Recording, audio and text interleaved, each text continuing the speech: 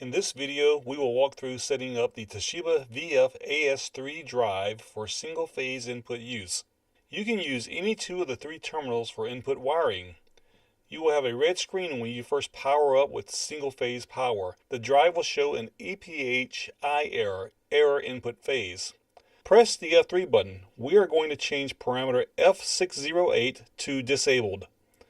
Slide your finger around the round touchpad until Direct Access is highlighted, then press OK. Slide your finger around the round touchpad until the second digit, which should be highlighted, is 6. Press the F3 button twice to select the fourth digit. Use the touchpad to change the value to 8 and press OK. Slide your finger around the touchpad until Disabled is selected on the screen. Press OK. Press the Escape button 3 times until you are back at the screen that shows the EPHI error. Press the Stop Reset button.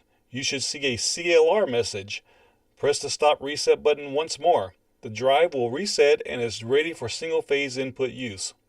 The following tables show the D rating for single-phase use.